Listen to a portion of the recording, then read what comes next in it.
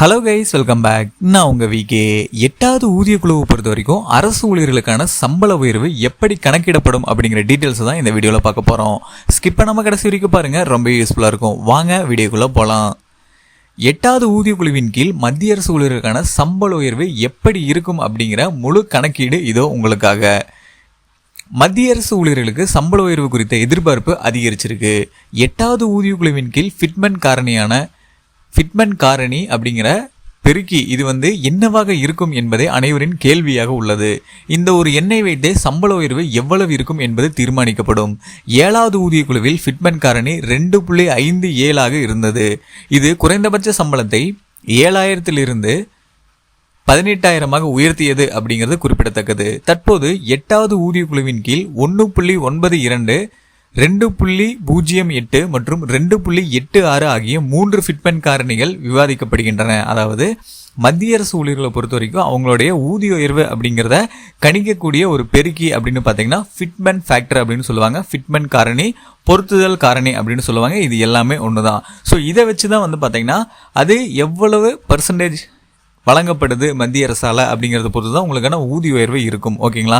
So இப்போது கடந்த 10 வருஷத்துக்கு முன்னாடி அது 2.57 அப்படிங்கிற அடிப்படையில் வழங்கப்பட்டுச்சு. ஸோ அப்போது அதுக்கு 20 வருஷத்துக்கு முன்னாடி 7,000 ரூபாயாக இருந்த சம்பளம் கடந்த 10 வருஷத்துக்கு முன்னாடி 7th பே கமிஷனில் 18,000 உயர்த்தப்பட்டுச்சு.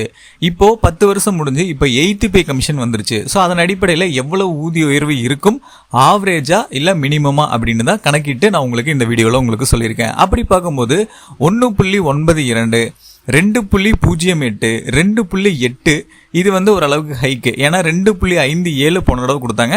அதிலிருந்து ஒரு சில மடங்கு அதிகமாக 2.86 அப்படிங்கிற கணக்கீடையும் நான் உங்களுக்கு சொல்லியிருக்கேன். ஸோ இதை பற்றி இன்னும் டீட்டெயிலாக நான் உங்களுக்கு சொல்கிறேன். அரசு ஊழியர்களின் தற்போதைய அடிப்படை சம்பளத்தை ஃபிட்மென்ட் காரணியுடன் பெருக்கினால் புதிய அடிப்படை சம்பளம் கிடைக்கும். ஓகேங்களா? ஃபிட்மென்ட் காரணி அதிகமாக இருந்தால் உங்கள் சம்பளமும் அதிகமாகும். உதாரணமாக அதிகபட்ச ஃபிட்மென்ட் காரணியான 2.86 என்பதை பயன்படுத்தினால் தற்போதுள்ள 18,000 ரூபாய் குறைந்தபட்ச அடிப்படை சம்பளம் 51,480 ரூபாயாக உயரும் அப்படிங்கிறதா முக்கியமாக கணிக்கக்கூடிய விஷயம். இது ஒரே அடியாக 33,000 ரூபாய்க்கும் அதிகமான உயர்வாகும். அதாவது ஆல்ரெடி 18,000 சம்பளம் வாங்கிட்டு இருக்காங்க அப்படின்னா நம்ம கணக்கீட்டுப்படி 2.86 அப்படிங்கிற அதிகபட்ச ஃபிட்மென்ட் ஃபேக்டர் மத்திய அரசு வழங்குறாங்க. அப்படிங்கிற சமயத்தில் ஆல்ரெடி 18,000 வாங்கிட்டு இருக்கவங்க 51,480 ரூபா ஸ்டார்டிங் சேலரியாக வாங்குவாங்க, அடிப்படை சம்பளம். ஸோ அவங்களுக்கு இந்த 8th பே கமிஷன் அடிப்படையில் ஒரே அடியாக 33,000 ஊதிய உயர்வு அப்படிங்கிறது கிடைக்கும். ஓகேங்களா? ஸோ இப்போது சில பேர் பார்த்தீங்கன்னா சில அமைப்புகள் பார்த்தீங்கன்னா 3.8 வரைக்கும் இந்த ஃபிட்மென்ட் ஃபேக்டர் வழங்கணும் அப்படின்னு சில அமைப்புகளும் ஊழியர் சங்கங்களும் கோரிக்கை வச்சுருக்காங்க. நம்ம அதிலிருந்து 1.8 அப்படிங்கிறது பார்த்தீங்கன்னா 1.80ங்கிறது 20 வருஷத்துக்கு முன்னாடி கொடுத்துருந்தாங்க. ஊழியர் சங்கங்கள் 3 கணக்கெடுத்துக்கோங்க. 1.8ங்கிறது 20 வருஷத்துக்கு முன்னாடி கொடுத்தது. இப்போது ஊழியர் சங்கங்கள் 3.8 கொடுக்கணும் அப்படின்னு சொல்லியிருக்காங்க. நம்ம ஹெச்சும் இல்லாமல் கம்மியும் இல்லாமல் ஆவரேஜாக 2.86 இது வழங்கினாங்கன்னா என்ன அடிப்படையில் உங்களுக்கான சம்பளம் இருக்கும் அப்படிங்கிறத கணக்கிட்டு நான் உங்களுக்கு சொல்கிறேன். சம்பள உயர்வு எப்படி இருக்கும் அப்படின்னு பார்த்தீங்கன்னா அதிகபட்ச ஃபிட்மென்ட் காரணியான 2.86 எண் அப்படிங்கிற ஃபிட்மென்ட் காரணி எண் செயல்படுத்தப்பட்டால் புதிய சம்பள வரம்பு இப்படி தான் இருக்கும். அதாவது நம்ம கணக்குப்படி ஃபிட்மென்ட் ஃபேக்டர் 2.86 அப்படின்னு இருந்துச்சுன்னா உங்களுடைய சம்பளம் group D, group A, group C, group B இவங்க எல்லா ஊழியர்களுக்கும் எவ்வளவு இருக்கும் அப்படின்னு சொல்கிறேன். நிலை 1 குரூப் டி ஊழியர்களுக்குன்னு பார்த்தீங்கன்னா தற்போதைய சம்பளம் அவங்க 18,000 ரூபாய் வாங்கிட்டு இருப்பாங்க. அவங்களுடைய புதிய சம்பளம் 2.86 அப்படிங்கிற ஃபிட்மென்ட் ஃபேக்டர் வழங்கப்பட்டுச்சு அப்படின்னா 34,560 முதல் ரூபாய் 51,480 வரை அவங்களோட ஊதிய உயர்வு இருக்கும் அப்படிங்கிறது குறிப்பிடத்தக்கது. ஸோ இந்த ஊதிய உயர்வு குரூப் டி ஊழியர்களுக்கு அப்படிங்கிறத நோட் பண்ணிக்கோங்க. அடுத்ததா நிலை 3 குரூப் சி ஊழியர்கள் இவங்களுக்கு பார்த்தீங்கன்னா 2.86 அப்படிங்கிற ஃபிட்மென்ட் ஃபேக்டர் வழங்கினாங்கன்னா தற்போதைய சம்பளம் அவங்களுக்கு ரூபாய் 21,700. புதிய சம்பளம் அப்படின்னு பார்க்கும்போது அவங்களுக்கு ரூபாய் 41,664 முதல் ரூபாய் 62,062 வரை இருக்கும். அடுத்ததா நிலை 6 குரூப் பி ஊழியர்கள். இவங்களுக்கு வந்து பாத்தீங்கன்னா தற்போதைய சம்பளம் ரூபாய் 35,400 இருக்கு. ஸோ இவங்களுக்கு 2.86 அப்படிங்கிற ஃபிட்மென்ட் ஃபேக்டர் அடிப்படையில் புதிய சம்பளம் எவ்வளவு இருக்கும் அப்படின்னா ரூபாய் 67,968 முதல் ரூபாய் 1,01,244 வரைக்கும் இந்த புதிய 8th பே கமிஷன் அடிப்படையில் வழங்கப்படுறதுக்கு அதிகபட்ச வாய்ப்பு இருக்கு.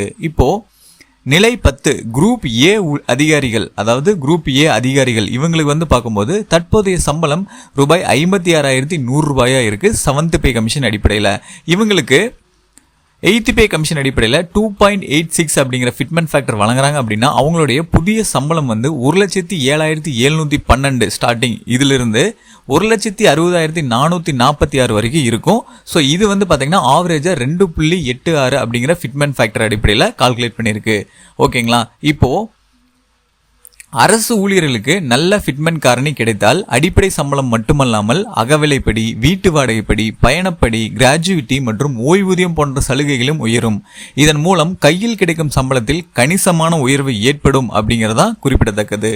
ஸோ இப்போ group A, group B, group C, group D இந்த அத்தனை அரசு ஊழியர்களுக்கும் வந்து பார்த்தீங்கன்னா ஆவரேஜா 2.86 அப்படிங்கிற அடிப்படையில் எவ்வளவு ஊதிய உயர்வு வழங்கப்படும் அப்படின்னு சொல்லியிருந்தேன். ஏன் அந்த 2.86 எடுத்திருந்தோம் அப்படின்னா இப்போ கோரிக்கைகள் எல்லாமே பார்த்தீங்கன்னா 3.8 அப்படிங்கிற கணக்கீட்டில் கேட்டிருக்காங்க. கடந்த 20 வருஷத்துக்கு முன்னாடி 1.8 அப்படிங்கிறது வழங்கப்பட்டுச்சு.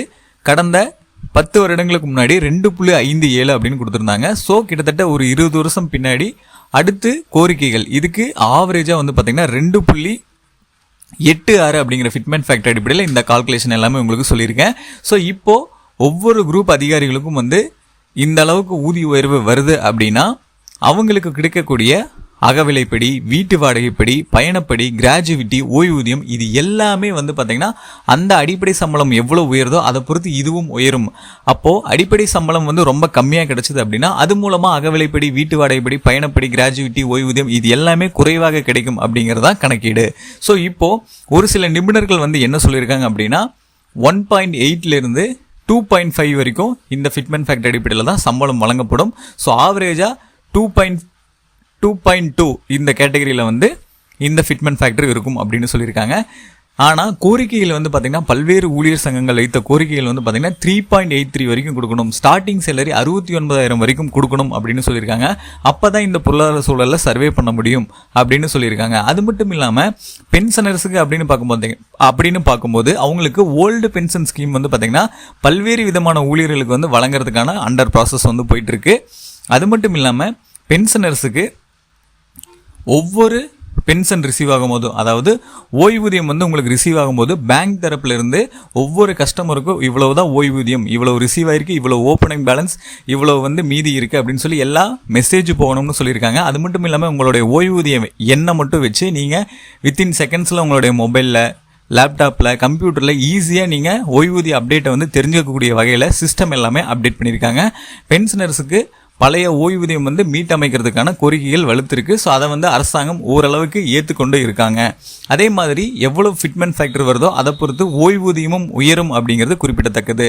ஆல்ரெடி 9,000 ஓய்வூதியம் வழங்கிட்டு இருப்பாங்க. ஸோ அதை வந்து பார்த்தீங்கன்னா கிட்டத்தட்ட 18,000 ரூபாய்க்கு மேலே வந்து ஒவ்வொரு மாதமும் ஓய்வூதியமாக வழங்கணும் அப்படின்னு கோரிக்கைகள் வைக்கப்பட்டிருக்கு. இன்னைக்கு தேதிக்கு அதுக்கான மீட்டிங்ஸ் எல்லாமே போயிட்டு இருக்கு. அது கிட்டத்தட்ட ஓரளவுக்கு ஃபைனலும் ஆக போகுது அப்படிங்கிறது தான். ஸோ இந்த வீடியோவில் எப்படி கால்குலேட் பண்ணுறது, என்ன ஃபேக்ட் அப்படிங்கிற தெளிவான டீட்டெயில்ஸ் நான் உங்களுக்கு சொல்லியிருந்தேன்.